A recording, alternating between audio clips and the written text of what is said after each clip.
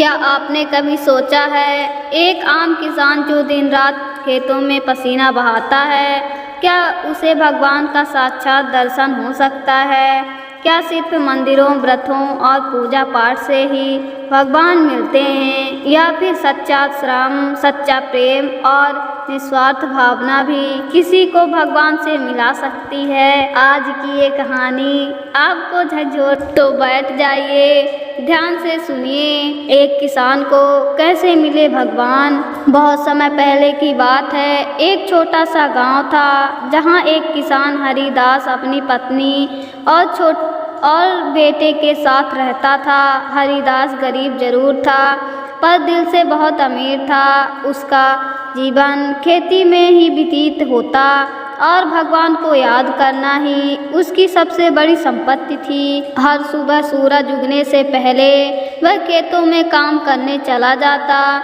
और सूर्यास्त तक खेत से ही लौटता। थका हुआ शरीर, पसीने से भीगा हुआ बदन और फिर भी होठों पर एक मुस्कान। हर रात वह भगवान से एक ही प्रार्थना करता, हे प्रभु, मैं आपको देखना चाहता हूँ, बस एक बार, बस एक झलक। एक दिन गांव के मंदिर में कथा हो रही थी। पंडित जी ने कहा, भगवान को पाना है तो तपस्या करनी होगी, जंगल में जाकर ध्यान करना होगा, शरीर की भूख प्यास से ऊपर उठना होगा।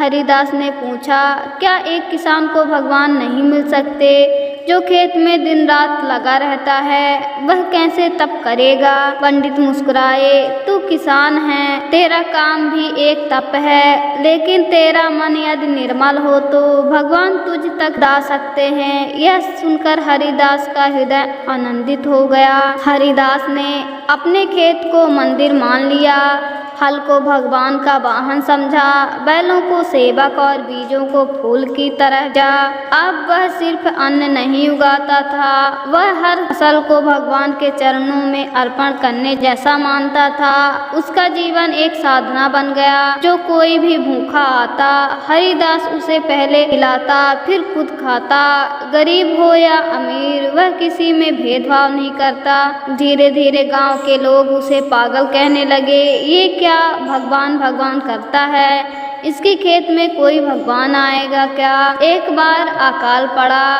बारिश हुई, गांव में सूखा पड़ गया, हर किसान हार मान गया। हरिदास फिर भी रोज खेत में जाता, सूखी जमीन को पानी की तरह अपने आंसुओं से सींचता। उसकी पत्नी बोली, अब क्या बचा है, हमारे पास खाना नहीं, बीज नहीं, बैल नहीं, अब क्या बोओगे? हरिदास बोला, मैं विश्वास बोऊंगा। वह जमीन पर बैठ गया, हाथ जोड़कर बोला, हे भगवान, सब कहते हैं तू नहीं आएगा, पर मुझे भरोसा है तू जरूर आएगा।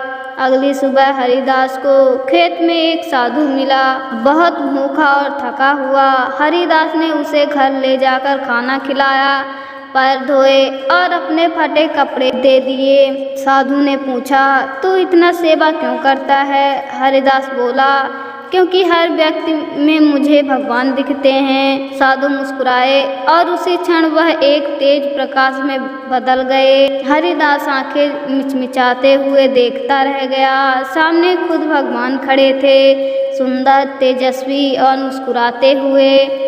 भगवान बोले, हरिदास, तेरी सेवा, तेरा विश्वास और तेरा श्रम ही मेरी सच्ची पूजा थी। तू जंगल नहीं गया, पर तेरा खेत ही तपस्थली बन गया। तू भूखा रहा, फिर भी मुझे खिलाया। तूने सिद्ध कर दिया कि भगवान को पाने के लिए साधु होना जरूरी नहीं, सच्चा दिल होना जरूरी है। हरिदास की आंखों में आंसू बह निकले। उसने भगवान के चरणों में सिर झुका दिया। भगवान बोले, अब मैं तुमसे दूर नहीं रहूँगा। हर अन्न के दाने में, हर पसीने की बूंद में मैं तुमसे मिलूँगा। हरिदास के जीवन में सब कुछ बदल गया। गांव वालों ने भी उसे एक संत की तरह मानना शुरू कर दिया, पर वह कभी खुद को बड़ा नहीं मानता। वह कहता, मैं तो बस एक किसान हूँ और भगवान एक प्रेमी। जब प्रेम सच्चा हो तो मिलन निश्चित होता है। तो दोस्तों, ये थी एक किसान की कहानी जिसने साबित कर दिया कि भगवान पाने के लिए मंदिर नहीं मन मंदिर चाहिए।